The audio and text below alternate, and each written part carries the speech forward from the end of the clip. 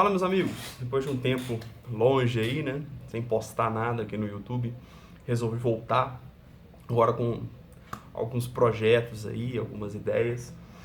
E o primeiro deles é o que eu quero colocar aqui toda terça-feira para vocês, uma playlist aqui no meu canal, né, Carregando a Cruz, com comentários bíblicos. Essa playlist, na verdade, já existe, né, tem alguns vídeos lá e eu vou manter os vídeos que estão lá.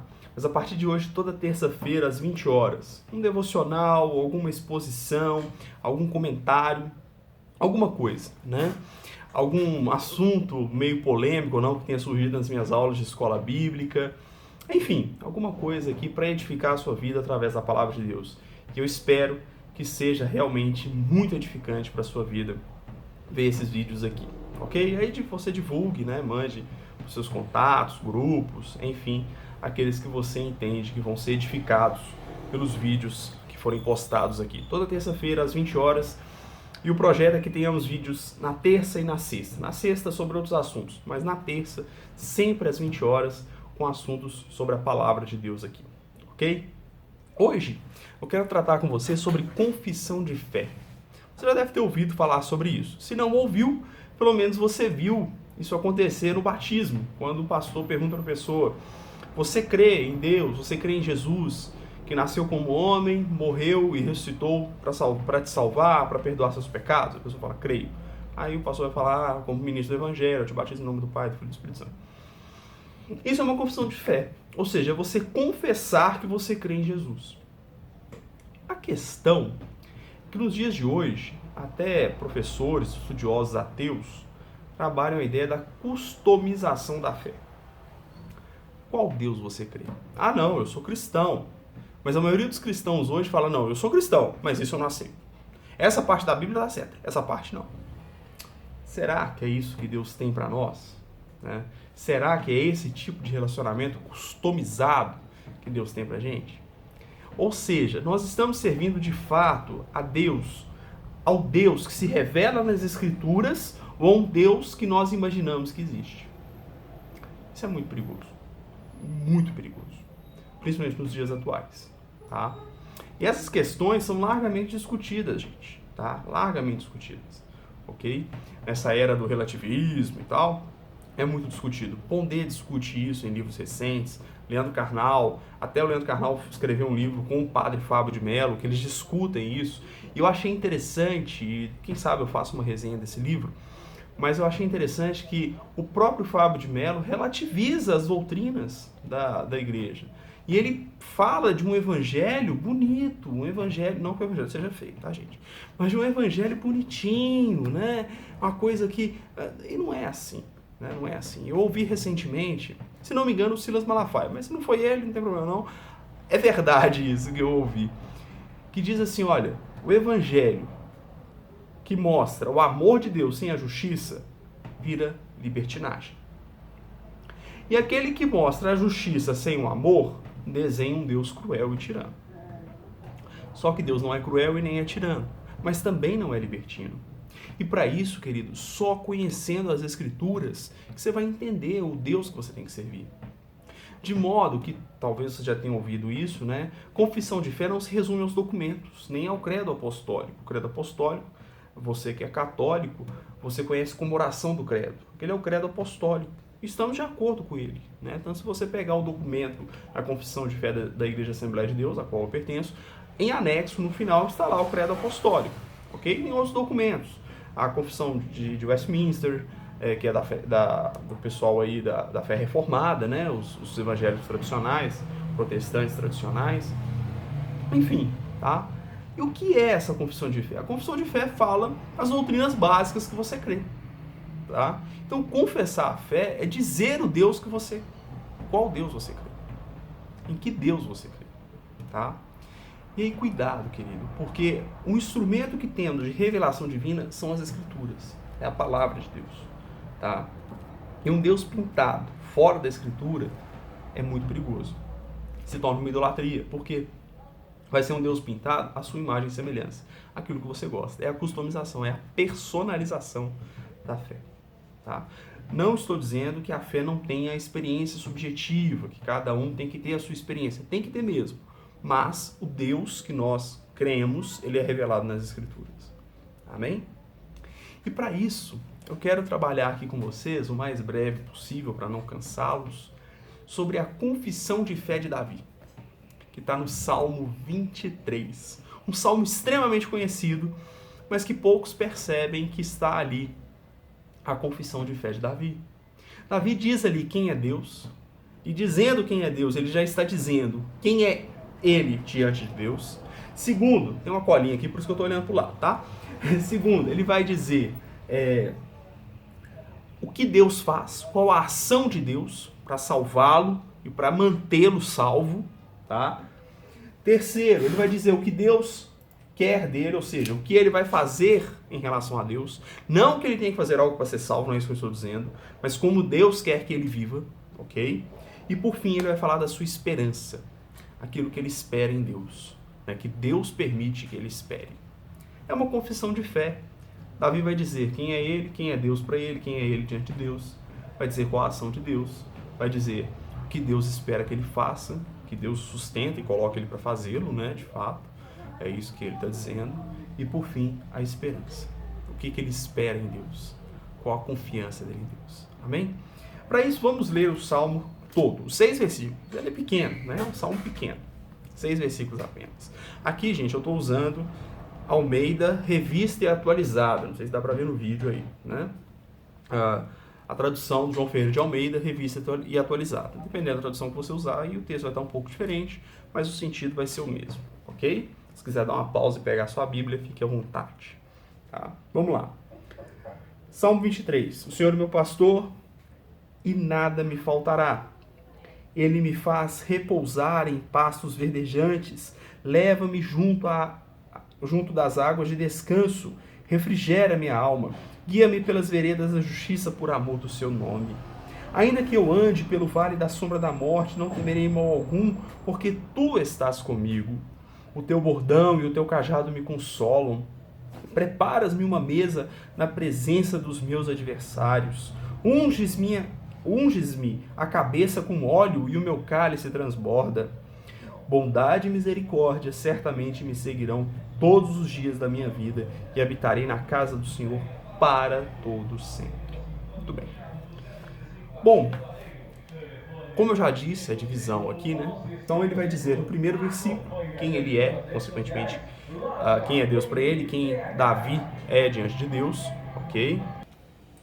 Desculpa, passou um carro aqui de som na rua aqui e estava atrapalhando. Eu dei pausa e estou voltando. Muito bem. Então ele vai dizer no primeiro versículo quem é Deus para ele, quem ele é diante de Deus. Nos versículos 2 a 4, ele vai falar da ação de Deus na vida dele, como se dá essa ação, o que é que Deus está fazendo, ok? No versículo 5, ele vai falar de como Deus o sustenta para que ele realize a obra de Deus, para que ele faça o que Deus espera dele, o que Deus espera de nós, nesse caso. E no versículo 6, ele vai falar da própria esperança da fé, aquilo que ele espera em Deus, ok? Então vamos lá, rapidamente. Davi vai dizer, o Senhor é meu pastor e nada me faltará. Nesse versículo ele está dizendo, olha, o Senhor é meu pastor, consequentemente, Davi está dizendo, eu sou ovelha dele. Tá? E aí, Davi está se valendo da sua atividade de pastor. Ele sabe como que a ovelha depende do pastor e como que o pastor é responsável por suprir todas as necessidades daquela ovelha. O bom pastor, naturalmente, né? E depois Cristo, lá em João capítulo 10, vai dizer, eu sou o bom pastor. E o bom pastor dá a vida pelas ovelhas. Ou seja, se você... E entenda aqui, ó. Davi diz, o Senhor é o meu pastor. O Senhor é o meu pastor. Não significa que é o seu. Se você escolher Deus como seu pastor, Cristo como seu pastor, nada vai te faltar. Entenda que nada vai te faltar, nem dificuldades. O que Cristo diz? Tem de bom ânimo, eu venci o mundo. O vosso também vencereis é por nossa conta, tá? Não tem aquilo ali. Ok? Lá em João, quando Jesus diz, eu venci o mundo, para ali o texto, tá? Cristo venceu o mundo. Nós não vencemos o mundo. A vitória de Jesus nos alcança, e se nele estivermos, ele nos dará a vida eterna. Ou seja, venceremos o mundo, venceremos o pecado, venceremos a morte, mas não é nós que venceremos. Ele nos fará participantes da sua vitória. A vitória é de Cristo, não nós, ok? Ele nos faz participantes da vitória dele. Amém? Muito bem. Então nada vai faltar. Se você escolher Jesus como seu pastor, nada vai te faltar. ok? E é o que Davi entendeu. Davi escolheu Deus como seu pastor, como seu ajudador, como seu cuidador, como aquele que está ao lado dele, né? E o mundo hoje tem pastores aí dos mais diversos, ok? Então escolha Cristo como seu pastor, né? Segundo, ele me faz repousar, e aí começa o que Deus faz, né? Ele me faz pousar em verdes pastos ou em pastos verdejantes, refrigera a alma, guia pelas veredas da justiça, livra do vale da sombra da morte, e a vara e o bordão o consola. Veja bem, pousar em verdes pastos, necessidades físicas. O Senhor sabe que você precisa das coisas, tá? E aí lá em Mateus, né, ele vai dizer, por que andais ansiosos? Cristo vai dizer, por que andais ansiosos? Olhai os lírios, não tecem, nem Salomão em toda a sua grandeza se vestiu. Ou seja, Deus realmente ele abençoa, ele abre as portas, ele supre as nossas necessidades, desde que o reino de Deus esteja em primeiro lugar nas nossas vidas. Que não busquemos a Deus apenas por aquilo que corrompe, por aquilo que perece, mas busquemos a Deus pela vida eterna, pelo que Ele é. Tem um poema da Teresa d'Ávila, né? Na verdade é atribuído a Teresa d'Ávila, né? Uma religiosa medieval espanhola, que ela diz assim, na última estrofe do poema, é um soneto, né? Então é o último terceiro, quarteto, sei lá. Mas enfim, é um soneto. E aí ela diz assim, ainda que não houvesse céu, te quereria, e ainda que não houvesse inferno, te temeria, pois o bem que ouso esperar, não esperara, o mesmo que te quero, te quereria. O que ela está dizendo é o seguinte, olha, se não houvesse céu, eu ainda ia querer ser tua serva. Se não houvesse inferno, eu ainda te temeria, porque o Senhor é Criador. Eu tenho que reverenciá-lo. Pois o bem que espero não esperar, ou seja, se a vida eterna eu não pudesse esperar a vida eterna, a recompensa, o mesmo que eu te quero, o mesmo que te amo, lembrando que ela é espanhola, né? Então querer aqui muitas vezes é em amor, está relacionado a amor, mesmo que eu te amo, eu te amaria. Por quê? Porque o Senhor é Criador, e nós não devemos nos curvar a Deus por medo de ir para o inferno ou para ganhar um prêmio. Mas nós o servimos pelo que Ele é Criador. Nós estamos aqui porque Ele quis que aqui estivéssemos. Porque Ele determinou as coisas. Então tudo é dele, tudo é para Ele, né? Lá em Atos vai dizer que nele nos movemos, nele existimos. E é por isso que nós o reverenciamos. Então, o Senhor sabe que você tem necessidades, ok? Mas não busque apenas para essa vida. Paulo vai dizer que se esperamos em Deus apenas para essa vida, somos os mais indignos. Tem uma tradução que diz que somos os mais miseráveis. Eu acho que até essa é melhor, né? Então somos miseráveis se esperamos em Deus apenas para essa vida. Então para com esse negócio de teologia da prosperidade. Para com isso, tá? Para com isso, ok? Não fica nessa. Amém? O que Deus tem para você, em primeiro lugar, é vida eterna. É vida eterna. Refrigera minha alma. Deus supre as necessidades espirituais que nós temos, da nossa alma. Paz. Então, se você está deprimido, Deus pode te ajudar. Claro, tem momentos que a gente tem que procurar um médico, intervenção de medicamentos, enfim. Mas Deus pode e quer te abençoar. Ok? Procure um psicólogo cristão para te auxiliar em algumas coisas. Mas Deus tem a paz que você precisa. Deus tem a felicidade para o seu casamento, para tudo na sua vida. Deus tem sim um recurso para a sua alma também. Amém? Guia-me pelas veredas da justiça por amor do seu nome. Entenda uma coisa, querido. Todo ser humano está debaixo do pecado. Isso nos coloca como corruptos ou corrompidos, né? É a depravação total. Somos pecadores. Estamos sujos pelo pecado. Se estamos caminhando corretamente, é pela misericórdia de Deus que nos amarra, que nos segura nele.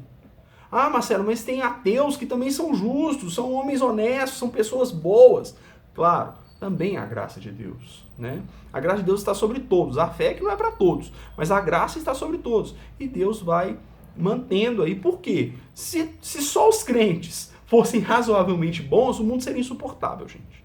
Tá? O mundo seria insuportável. Já pensou? Só os crentes são mais ou menos bons, então, por exemplo, todas as empresas que tem aí iriam fraudar, iriam fazer acontecer. Já pensou? Né? Todo mundo fazendo bobagem? O mundo ia ser insuportável de viver. Então Deus, na sua sabedoria, na sua onipotência, Ele vai controlando as coisas. Mas, se somos justos, se somos bons maridos, se somos bons filhos, não devemos nos envaidecer por causa disso. porque estamos onde estamos, porque Deus tem misericórdia de nós. E Ele nos faz andar por amor do seu nome, para que o seu nome seja glorificado, para que as promessas dele se cumpram, não só na vida do crente, mas sobre o mundo. Sobre o mundo. Porque se Deus retira a graça e deixa os homens andarem livremente, vai virar uma bagunça. Tá? Vai virar uma bagunça. Tá? A pessoa ele é ateu e tal, mas é honesto. Também a graça de Deus agindo pelas Escrituras, nós sabemos disso. Não vou entrar nesse mérito. Mas entenda, se você anda bem, é porque Deus tem misericórdia da sua alma, tem misericórdia da sua vida. Amém? Ainda que eu andasse pelo vale da sombra da morte, não temeria mal algum. Davi aqui claramente está fazendo menção às peregrinações, que as pessoas subiam a Jerusalém e muitas vezes passavam por vales, e era muito perigoso, né? Montanha dos dois lados, você lá no meio, você fica vulnerável, né? Vulnerável. E Davi aqui, ele claramente fala de momentos que parecem estar à beira da morte, seja por enfermidade, seja depressão, seja lá o que for, tá? Não que depressão não seja uma enfermidade, também é. Eu falo assim, enfermidades físicas ou enfermidades psicológicas, enfim, problemas espirituais. Até nesse momento, o Senhor é conosco. Creia nisso, entenda isso, tá? Ainda que a enfermidade não passe num momento, num instante, né? Deus não te cure miraculosamente, mas Ele está ao seu lado. Ele vai te guardar, porque o desejo dele é que você chegue à eternidade. Essa ação de Deus que a gente coloca aqui é, na verdade, para manter a sua salvação. É Deus quem opera. Deus que opera. O querer e o efetuar, como diz Paulo, é Ele quem opera, tanto o querer quanto o efetuar. Aquele que começou a boa obra é poderoso para continuar operando, para continuar fazendo a obra. É Deus quem faz, é Deus quem opera a nossa salvação, é Deus quem nos santifica mediante a nossa permissão. A escolha humana é simplesmente dizer, Senhor, eu necessito de Ti, eu preciso de Ti. Isso é a escolha humana. Nós simplesmente aceitamos e é o Espírito Santo que age. Amém? Bordão ou vara, né? Ele diz aqui na minha tradução, o teu bordão e o teu cajado me consolam. Tem pessoas que fazem diferença entre bordão e cajado, ou vara e cajado. Eu não estou fazendo essa diferença, eu acho que a linha de quem entende que bordão e vara significa a mesma coisa, bordão, vara e cajado significa a mesma coisa, né? Eu sou nessa linha, tá? Que é que ele está usando a mesma, como sinônimos. É o cajado, ou a vara, o bordão, né? Todos os dois eram para direcionar a ovelha, para impedir que a ovelha desviasse do caminho, ou mesmo para corrigi-la, né? Bater mesmo ali na parte traseira ali da ovelha, né? As patas traseiras da ovelha. Eu já ouvi o Rodrigo Silva falando que em alguns casos eles até quebram a pata da ovelha para a ovelha não poder fugir, né?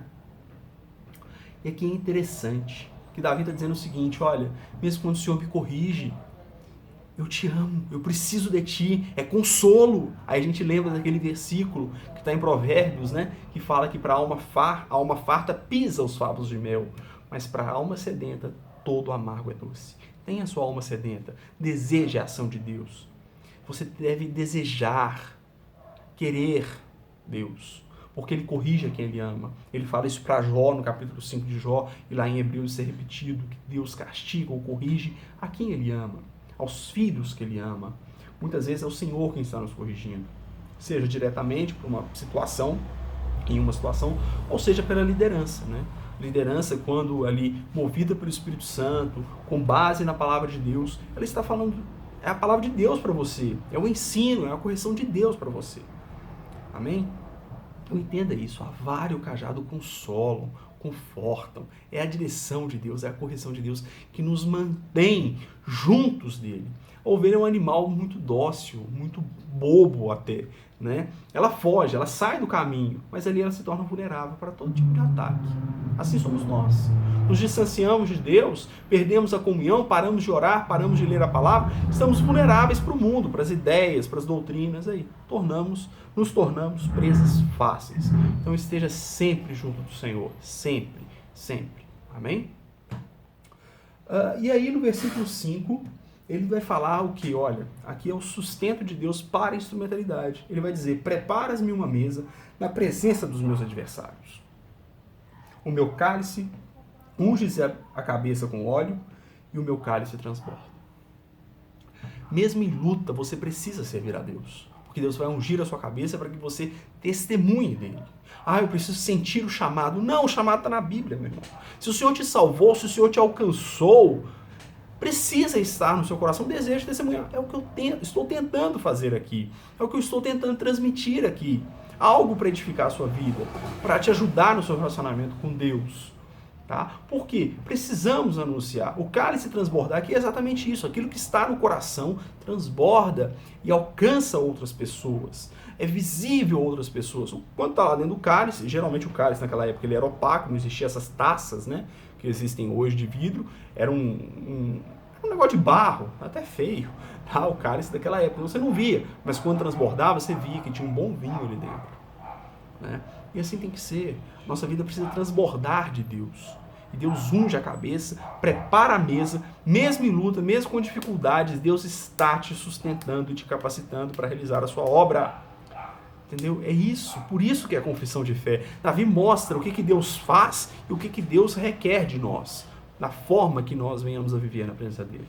Amém? E ele vai te capacitar da forma que ele achar que deve, e ele vai sim te usar para anunciar a sua palavra. Tá? Então você toca na igreja, também tem que anunciar, meu irmão. Eu sempre falei isso, música, louvor é palavra cantada. Você tem que anunciar, falar de Jesus, seja cantando, seja quando alguém te pergunta na rua, na escola, no trabalho, seja o que for. Tudo bem. E aí, por fim, a esperança. No versículo 6 ele vai dizer, bondade e misericórdia certamente me seguirão e eu habitarei por todos os dias na casa do Senhor. Queridos, no original, esse seguir é perseguir. Entenda uma coisa, se você se rendeu a Cristo, aceitou Ele como seu Salvador, aceitou Ele como seu pastor, Ele vai te seguir, Ele vai perseguir. Perseguir é seguir sempre. A bondade de Deus, a misericórdia de Deus, o amor de Deus, e misericórdia, amor pela miséria, vai perseguir, mesmo na nossa incapacidade, na nossa miséria, na nossa limitação. Aquele que tem Cristo como seu pastor será perseguido pela bondade, pela misericórdia de Deus, pelo amor de Deus. Porque o maior desejo de Deus é que habitemos com Ele para todo sempre na eternidade. Que Deus o abençoe. Eu espero que essa palavra te desperte para a instrumentalidade, para entender quem é Deus na sua vida, para questionar qual Deus você está servindo, se você está buscando nas Escrituras, ou se você está inventando moda, tá? Eu espero que seja bênção para a sua vida. Lembrando que toda terça-feira, às 20 horas, estaremos aqui com algum assunto da Palavra de Deus. Tem toda a liberdade de colocar aí nos comentários, de perguntar, de me mandar no Instagram, seja lá onde você quiser, me contactar no Facebook também. Esse vídeo vai estar disponibilizado nas 3 plataformas, né? YouTube, Facebook e Instagram, tá?